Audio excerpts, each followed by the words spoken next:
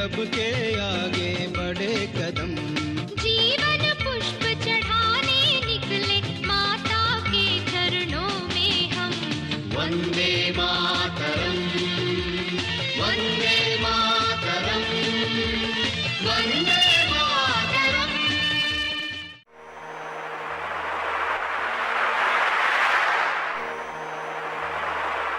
उस ठग प्रथा में यह कहा गया कि कोई भी एक गांव से दूसरे गांव तक कोई भी आदमी सुरक्षित नहीं पहुंच पाता। तो 18वीं शताब्दी में यह भी प्रचारित प्रसारित किया गया। भारत में आकर अंग्रेजों ने न्याय व्यवस्था दी, पुलिस व्यवस्था दी। उससे पहले भारत के अंदर अराजकता का माहौल था। भारत के अंदर किसी भी प्रकार के कानून का शासन नहीं था। ये राजा राम मोहन राय के बारे में आप चाहें तो ये पुस्तक पढ़ सकते हैं।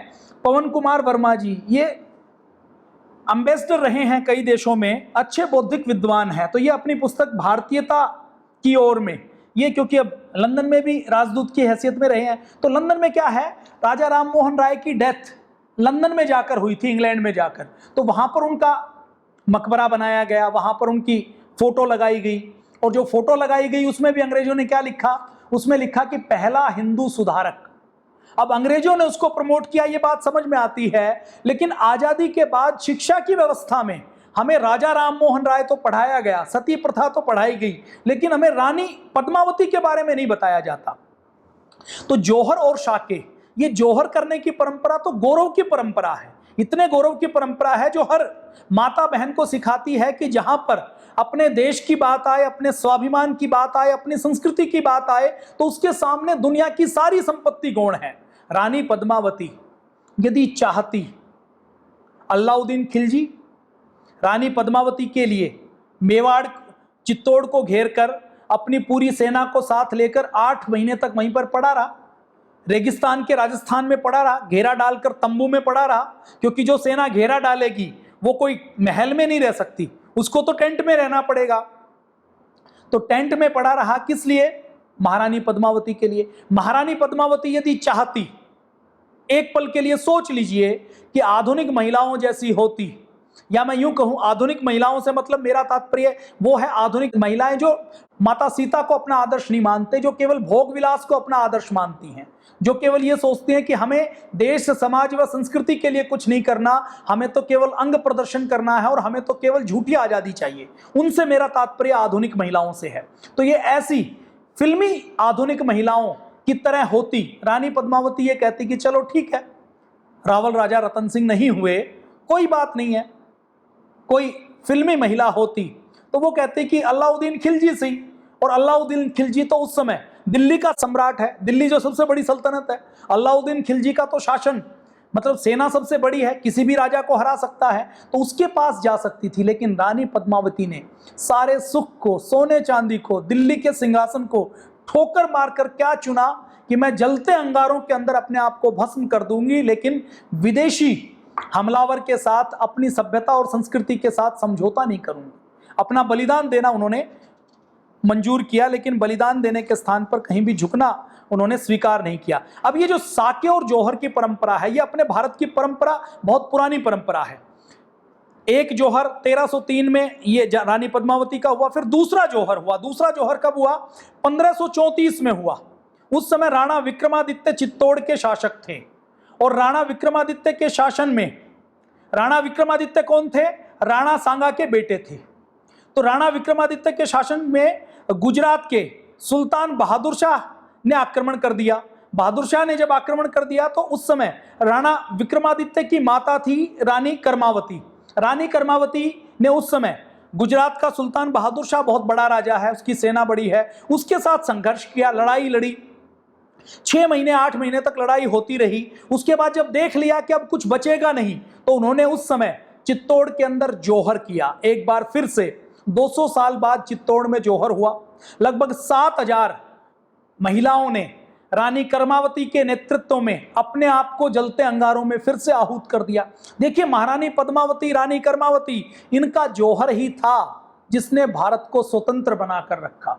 अगर रानी पद्मावती, रानी कर्णावती ये यदि जौहर नहीं करती, ये यदि उस समय मुगल सल्तनत की अधीनता को स्वीकार कर लेती, तो हम राणा सांगा से लेकर महाराणा प्रताप का, छत्रपति शिवाजी का शायद नाम नहीं सुन पाते। उनके सामने भी अपनी पूर्वज महिलाओं का, अपने पूर्वजों का आदर्श था, और उन पूर्वजों के आदर्श के बल पर ही महाराणा प्रताप ने यह निश्चय किया कि मैं घास की रोटी खा लूंगा, लेकिन मैं अकबर की अधीनता को कभी भी स्वीकार नहीं करूंगा।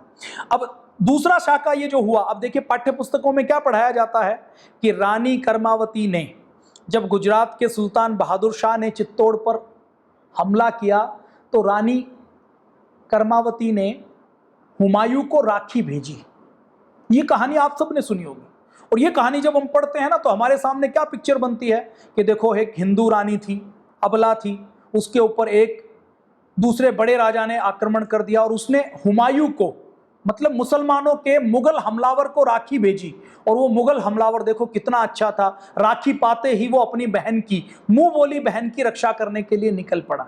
हमारे सामने ये पिक्चर बनती है कि हुमायूं तो बहुत अच्छा था। अब हुमायूं अच्छा था तो बाबर भी अच्छा था, उसके बाद अकबर भी अच्छा था, उसके बाद जहांगीर भी अच्छा था, शाहजहां भी अच्छा था, औरंगजेब भी अच्छा था। ये हमें पुस्तकों में पढ़ाया जाता है और बताया जाता है। अब अगर हुमायूं इतना अच्छा था, तो 1534 में हुमायूं की बहन ने, जिसने हुमायूं के ऊपर भरोसा करके राखी भेजी थी, उसको जौहर क्यों पढ़ना पड़ा? चित्तौड़ के ऊपर जौहर करते हुए बहादुर शाह का आक्रमण हुआ, और वो विजयी क्यों हुआ, उसको अपनी जान क्यों देनी पड़ी? राखी भेजने की बात पूरी तरह से ड्रामे की कपोल कल्पित बात है, और राखी भेजी भी तो हुमायूं ने क्या किया? हुमायूं वहीं पर बैठा हुआ देखता रहा कि चित्तौड़ हार जाए, तो उसके बाद मैं देखता हूं कि सुल्तान बहादुर शाह से कैसे लड़ना है, कैसे उससे निपटना है। हुमायूं ने कोई रानी कर्मावती जी की मदद नहीं की, उल्टे हुमायूं के बेटे अकबर के कारण चित्तौड़ का तीसरा जौहर हुआ। राणा उदय सिंह 1567 में जब अकबर का शासन था, तो अकबर ने फिर चित्तौड़ के ऊपर आक्रमण किया। रानी कर्मावती के लगभग 30 साल बाद 1567 में राणा उदय सिंह का शासन था। रानी कर्मावती के बेटे राणा विक्रमादित्य के बेटे राणा उदय सिंह का शासन है। उस समय हुमायूं मर चुका होता है, हुमायूं की जगह अकबर आ जाता है, तो अकबर फिर चित्तौड़ के ऊपर हमला करता है। यदि हुमायूं वाकई रानी कर्मावती का भाई बन चुका होता, तो अकबर के लिए चित्तौड़ अपनी बुआ का राज्य होना चाहिए था, लेकिन अकबर तो 30 साल बाद फिर चित्तौड़ के ऊपर आक्रमण करता है, और फिर तीसरा जौहर होता है। जयमल और फत्ता के नेतृत्व में राणा उदय सिंह मुगल सेना के साथ लड़ते हैं, उसके साथ पूरा मुकाबला करते हैं, लेकिन फिर क्योंकि सत्ता कम है, संख्या कम है, आसपास के जो कुछ हिंदू राजा हैं, कुछ दूसरे राजा हैं, वो मुगलों का साथ दे रहे हैं लालच के कारण, भय के कारण, तो राणा चित्तौड़ का तीसरा शाखा होता है, तीसरा जौहर होता है। ये जौहर और शाके की ये कहानियां हैं। 3 हमने शाके की, जौहर की बात की। अब यदि हम बात करें तो ये झूठ कैसे फैलाते हैं? वो कहते हैं कि जी महारानी पद्मिनी तो हुई नहीं। अपने भारत के अंदर रोमिला थापर जैसे इतिहासकार हैं जो कहते हैं सम्राट अशोक और युधिष्ठिर का काल तो एक ही हुआ है। मतलब जिसको ये नहीं पता कि युधिष्ठिर कब हुए हैं और सम्राट अशोक कब हुए हैं, वो तो अपने देश में पुस्तकें लिखने का काम करते हैं और उनकी पुस्तकें इतिहास में पढ़ाई जाती हैं। रानी पद्मावती जो सच में हुई हैं उसको झूठा साबित कर दिया जाता है। वो क्या कहते हैं कि रानी पद्मावती के कुंड को, अभी जो जौहर का कुंड है, अभी भी जो चित्तौड़ का किला है, उस चित्तौड़ के किले में जौहर का कुंड बना हुआ है। तो कुछ लोग क्या कहते हैं कि पद्मावती कभी नहीं हुई, सिंगल देश में पद्मावती के पिता के नाम का राजा नहीं हुआ। फिर वो क्या कहते हैं कि जो कुंड है ना, ये तो बहुत छोटा है, इसके अंदर 16,000 रानियां तो आ ही नहीं सकती, इस कुंड के अंदर 16,000 रानियां अपने आप को जला नहीं सकती। तो मतलब ऐसे लॉजिक, ऐसे तर्क देते हैं जिसका कोई आधार नहीं। अगर रानी पद्मावती के नेतृत्व में रावल राजा राजन सिंह को छुड़वाने के लिए खिलजी के कैंप में 700 पालकियों के साथ जो आक्रमण किया गया था, मैं ये मानता हूं कि वो बहुत बड़ी सर्जिकल स्ट्राइक थी। आज हम इजराइल की कहानी पढ़ते हैं। इजराइल की कहानी में इजराइल के एक विमान को ऑपरेशन एंटेबे के नाम से दूसरे कुछ फिलिस्तीनी आतंकवादी उसको अपहरण करके दूर 2000 किलोमीटर दूर ले जाते हैं। इजराइल वहां पर रात के अंधेरे में अपने विमानों के साथ जाकर ईदी अमीन के उस तानाशाह के देश में जाकर वहां पर ऑपरेशन करता है और ऑपरेशन करके केवल कुछ घंटों में अपने सारे लोगों को वापस लेकर आता है। आज यदि उस कहानी को वामपंथियों को कहा जाए कि ये किसी हिंदू वीर की कहानी है, तो उसके अंदर वो 1000 कमियां निकाल देंगे कि हेलीकॉप्टर तो उड़ नहीं सकता, विमान तो जा नहीं सकता, ईंधन कहां भरवाएंगे, बीच में तो दुश्मन देश थे। ऐसे तो हो नहीं सकता, इतने घंटे में तो इतनों को बचा कर नहीं लाया जा सकता। तो हमारे राजाओं को, हमारे पूर्वजों की वीरता को झूठा साबित किया जाता है, बार बार उसके ऊपर सवाल उठाए जाते हैं। तो एक सवाल क्या उठाया जाता है कि ये जो रानी पद्मावती की ये जो जौहर का स्थान है ना, ये तो बहुत छोटा है, इसके अंदर 16,000 नहीं आ सकते। तो मैं उनको बताना चाहूंगा कि जालोर के अंदर भी एक जौहर हुआ था, और जालोर का जो जौहर हुआ था उसमें किले में तो रानी ने, पटरानियों ने, दूसरी रानी की सेविकाओं ने किया था। दूसरे जो सैनिकों की महिलाएं थी उन्होंने अपने घर के अंदर कुंड बनाकर जौहर करने का काम किया था। ऐसे ही और भी जौहर हुए हैं। और जौहर कहां पर हुए हैं? सिंध का जौहर हुआ है। सिंध का जौहर 721 में मोहम्मद बिन कासिम ने 712 में सिंध के ऊपर, जो पाकिस्तान में है, उसके ऊपर आक्रमण किया। 4 बार आक्रमण किया।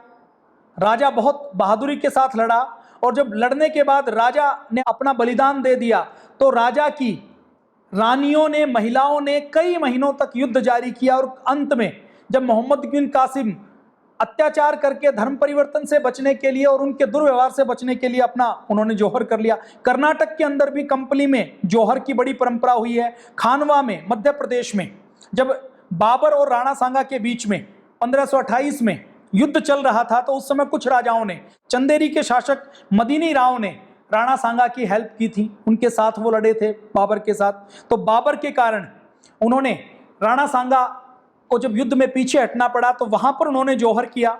इसी प्रकार से जैसलमेर के अंदर भी 3 जौहर हुए हैं। अलाउद्दीन खिलजी ने जैसलमेर के ऊपर आक्रमण किया तो जौहर हुआ। फिरोज शाह तुगलक ने जैसलमेर के ऊपर आक्रमण किया, फिर से जौहर हुआ। और तीसरा, लूणकरण के शासनकाल में कांधार के शासक अमीर अली ने जब जैसलमेर के ऊपर हमला किया तो भी जौहर किया। गागरोन के जौहर हुए हैं। 1423 में पहला जौहर हुआ। गागरोन का दूसरा जौहर 1444 में हुआ, जब मोहम्मद खिलजी ने विशाल सेना के साथ आक्रमण किया था। रणथंबोर के जौहर और शाके हुए हैं। रणथंबोर में 1301 में पहले अलाउद्दीन खिलजी के आक्रमण के समय जौहर हुआ, शाका हुआ। जालोर में जौहर हुआ कान्हड़ देव के शासनकाल में, जब 1311 और 12 में अलाउद्दीन खिलजी ने फिर आक्रमण किया, तो उस आक्रमण के समय में फिर वहां का जौहर हुआ। और वहां हर घर में, जालोर के अंदर ऐसा कोई घर नहीं था जिस घर के अंदर चिता कुंड ना बना हो, जिस घर के अंदर महिलाओं ने अपना जौहर नहीं दिया हो। हर पुरुष लड़ने के लिए, शाका करने के लिए गया, और हर महिला ने हंसते हंसते अपने आप को अग्नि के अंगारों में समर्पित कर दिया, आहूत कर दिया। हुमायूं के समय भी जौहर हुए हैं।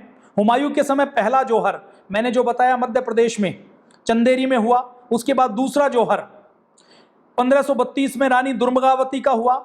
700 महिलाओं ने जौहर किया। अब यदि हुमायूं इतना अच्छा था कि रानी कर्मावती उसको राखी भेजती, तो हुमायूं के कारण रानी दुर्गावती को जौहर नहीं करना पड़ता, अपने शरीर को अग्नि में आहूत नहीं करना पड़ता। ये सारे विदेशी आक्रमणकारी, उसमें आप हुमायूं, बाबर से लेकर किसी की भी बात करें, सब नृशंस हत्या करते थे। केवल जीवित स्त्रियों के साथ बलात्कार करने का काम नहीं करते थे। ये इतने वहशी थे कि ये मृत महिलाओं के साथ, मरे हुए शरीर के साथ भी दुर्व्यवहार करने का काम करते थे। 1543 में फिर शाका किया गया। तो ये लगातार भारत की परंपरा रही है। औरंगजेब के शासनकाल में बुंदेलखंड में जौहर हुआ है। 1634 में बुंदेलखंड में जब औरंगजेब जबरन धर्मांतरण कर रहा था, तो उस समय फिर हमारे वीरों ने, हमारी माताओं बहनों ने, हमारे वीरों ने शाका किया और हमारी माताओं बहनों ने जौहर किया। तो मतलब क्या है कि विदेशी आक्रमणकारी आए तो हमारे भारत की बलिदान की परंपरा इतनी गहरी हुई है कि हम या तो लड़ते लड़ते मरेंगे, हार नहीं मानेंगे, कोई संधि नहीं करेंगे, लड़ते लड़ते अपने प्राण देंगे। और हमारी माताएं बहनें भी, जिनको ये कहा जाता है कि ये तो अबला हैं, ये तो लड़ना नहीं जानती, ये तो पढ़ी लिखी नहीं है, उन्होंने भी अपने आप की आहुति इसके अंदर दी है। ये भारत की परंपरा हुई है। हार कर कैसे जीता जाता है, इसका सबसे बड़ा उदाहरण यदि कोई देखना हो तो वो सबसे बड़ा उदाहरण यही है, जौहर करना। आज हम विकिपीडिया खोलते हैं तो विकिपीडिया में जब महारानी पद्मावती को सर्च करते हैं, हम पद्मावत को सर्च करते हैं, तो उसके अंदर रानी पद्मावती की डिटेल तो आती है, लेकिन बड़ा उल्लेख क्या आता है कि रानी पद्मावती का इतिहास में कोई स्थान नहीं है, वो एक काल्पनिक है। अब जौहर का सबूत क्या मिला है कि 1958-59 में जो चित्तौड़ का किला है, उसके दुर्ग के पास कुछ खुदाई की गई आर्कियोलॉजिकल सर्वे ऑफ इंडिया द्वारा, और उस खुदाई में उन्होंने उनको कुछ हड्डियां मिली, जली हुई हड्डियां, राख मिली, लाख की चूड़ियां मिली। उससे पता लगता है कि वहां पर 100% जौहर हुआ था। और ये जो जौहर की चर्चा है, ये मलिक मोहम्मद जायसी की पद्मावत से लेकर आगे की जितनी जनश्रुतियां हैं, जितनी कथा कहानियां हैं, उन सब के अंदर इसकी चर्चा आती है। लेकिन इतना होने के बाद भी इसको केवल मिथ माना जाता है, कल्पना मानी जाती है। ये कहा जाता है कि उनका तो साहित्यिक ग्रंथ था, उनका तो एक ये पद्मावत के नाम से उपन्यास था। ऐसा कुछ हुआ नहीं है। क्यों? क्योंकि भारत की महिलाओं के आदर्श के रूप में वो ऐश्वर्या राय को या सन्नी लियोनी को स्थापित करें, इस षड्यंत्र के लिए जरूरी है कि रानी लक्ष्मीबाई को भुला दिया जाए। तो आपका और हमारा दायित्व तो यह है कि हम महारानी पद्मिनी के इस जौहर दिवस को खूब धूमधाम से मनाएं। अपने बच्चों को महारानी पद्मावती के बारे में जरूर बताएं, महारानी कर्णावती के बारे में बताएं, रानी लक्ष्मीबाई के बारे में, रानी चन्नम्मा के बारे में बताएं, हाडा रानी के बारे में बताएं। जब उसकी नई नई शादी हुई थी, अगले दिन जब उनके पति को युद्ध पर जाना था, तो युद्ध भूमि से उनके पति अपने एक सैनिक को भेज देते हैं कि जाओ, मुझे रानी की याद आ रही है, मैं युद्ध में लड़ तो रहा हूं, रानी से कोई निशानी ले आओ। और जब वो सैनिक जाता है, दूत जाता है कि युद्ध भूमि से आपके पति ने, सैनिक ने आपकी निशानी मंगवाई है, तो हाडा रानी अपना सिर काट कर दे देती है। इससे अच्छी निशानी नहीं हो सकती। युद्ध भूमि में यदि उसको मेरी याद आ रही है और मेरी याद यदि बाद में आ गई, तो वो पीठ दिखा सकता है। मेरा सिर उसको मिल जाएगा तो वो पीठ दिखाकर वापस नहीं आएगा, वो अपने प्राणों का बलिदान देने का काम करेगा। अब रानी पद्मावती को झूठा दिखाने के लिए कर्नल जेम्स टोड की किताब को भी झूठा बता दिया जाता है, और उसमें अमीर खुसरो को सच मान लिया जाता है कि जो खिलजी के साथ जो मुगल इतिहासकार आए, उन्होंने जो लिखा वो सच है, इसके अलावा सब झूठ है। रानी पद्मावती की चर्चा 11 से अधिक किताबों में है। रानी पद्मावती के बारे में अलग अलग लेख लिखते हैं, अलग अलग चीजें मिलते हैं। तो ये महारानी पद्मावती के बारे में हमने बातचीत की। सती प्रथा भारत के अंदर कभी भी नहीं रही। 1819 में ये एक षड्यंत्र किया गया कि सती प्रथा के नाम से भारत की परंपराओं को, भारत के इतिहास को, भारत के हिंदू धर्म को बदनाम किया जाए, और इस बदनामी को रचने के लिए राजा राम मोहन राय जैसे लोगों को खड़ा किया गया। ये प्रचारित किया गया कि भारत के अंदर तो बहुत बड़ी मात्रा में सती प्रथा होती थी, और भारत को यदि बुराइयों से मुक्त करवाना है तो ब्रिटिश शासन बहुत जरूरी है। भारत के लोगों को कैसे जीना है, कैसे रहना है, ये सिखाना पड़ेगा। और इसको सिखाने के लिए भारत के अंदर ईसाई स्कूल खोले जाएंगे, ईसाई मिशनरियाँ जाएंगी, भारत की शिक्षा व्यवस्था को बदला जाएगा। ये सती प्रथा और ये जौहर जो थोड़ा बहुत शुरू हुआ, देखिए भारत के रामायण महाभारत में, भारत के वेद में कहीं नहीं है।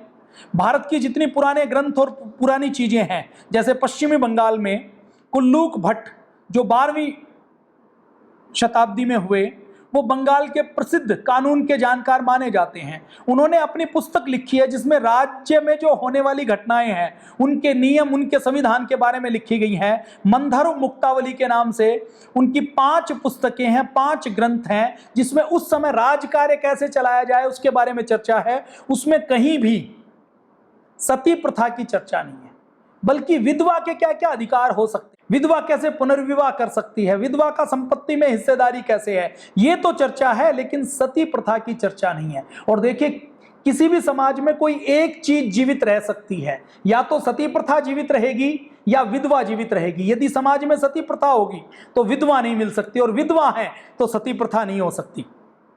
ब्रिटिश रिकॉर्ड खुद मानता है, मैंने आपको 1823 से लेकर 1828 तक का, आपको वाराणसी का मैंने आपको डाटा दिया। 1740 से लेकर 1800 तक ब्रिटिश रिकॉर्ड के अनुसार भी पूरे बंगाल में इन 60 सालों में सती प्रथा की केवल 5 घटनाएं हुई हैं, केवल 5।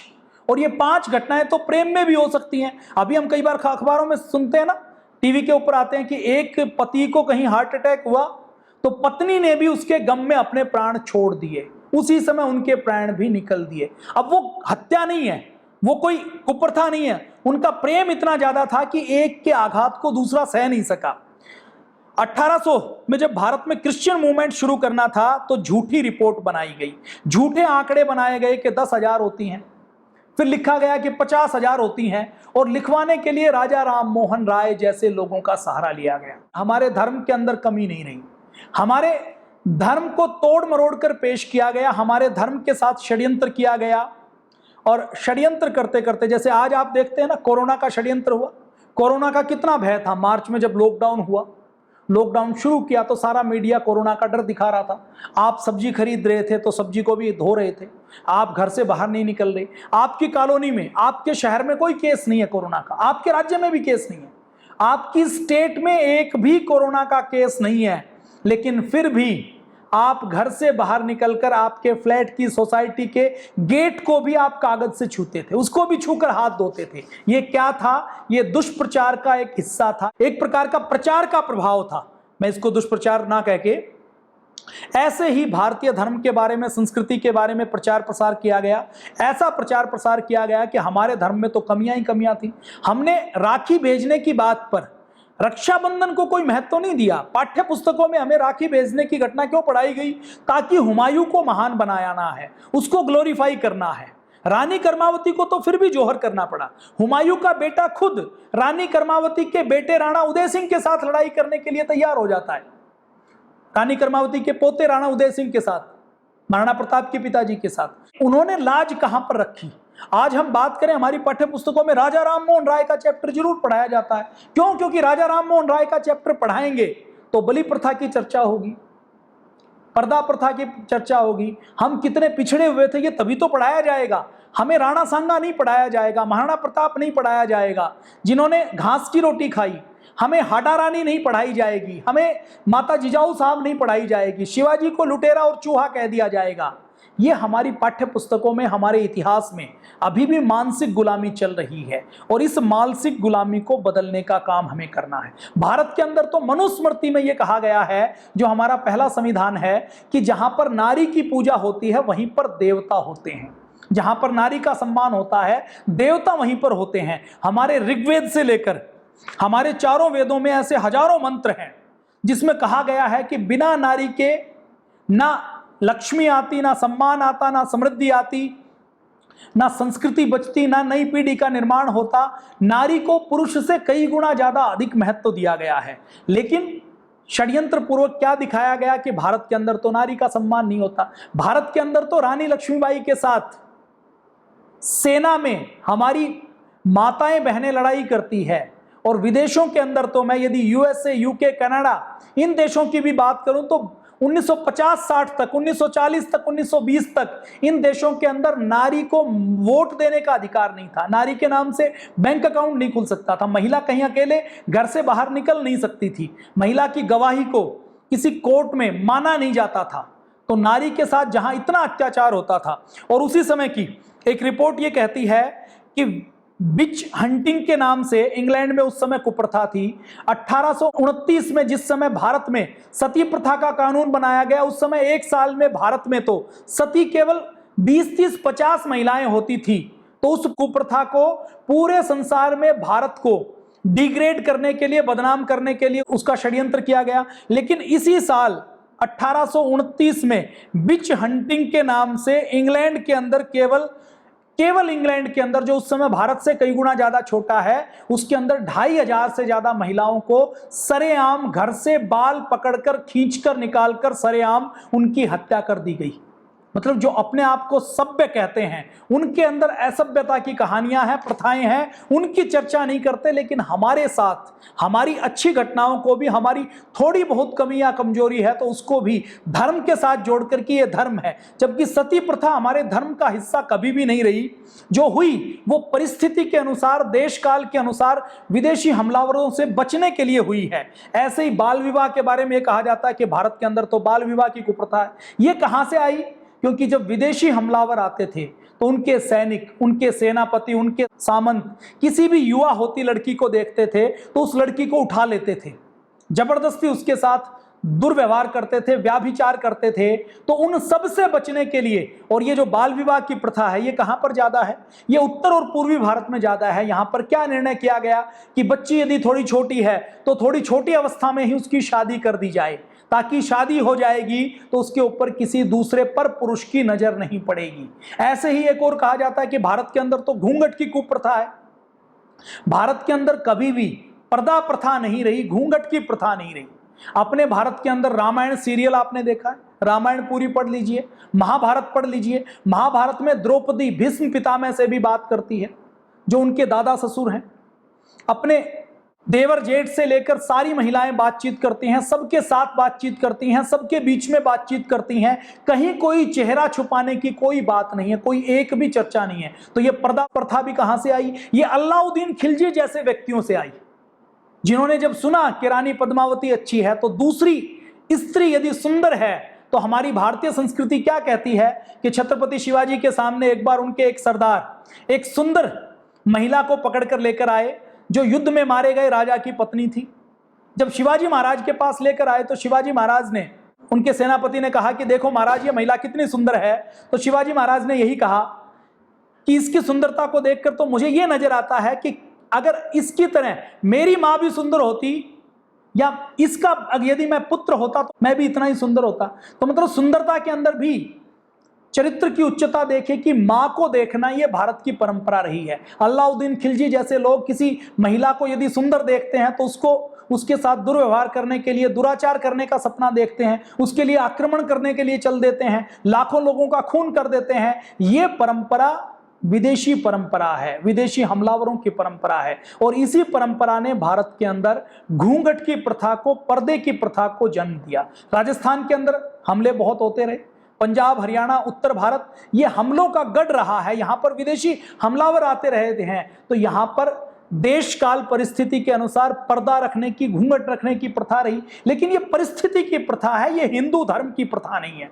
हिंदू धर्म गलत नहीं है। तो ये आज हमने रानी पद्मावती जी को नमन किया। रानी पद्मावती जी के जौहर को हम स्मरण करते हैं, उनके जौहर को हम नमन करते हैं।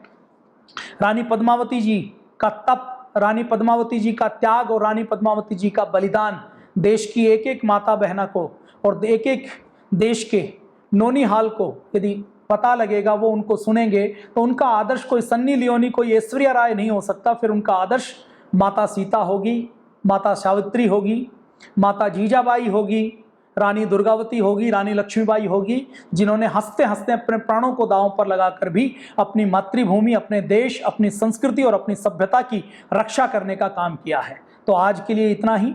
रानी पद्मावती और उन 16,000 माताओं को हम नमन करते हैं जिन्होंने अपने आप को आहूत किया। जय हिंद, वंदे मातरम, भारत माता की जय।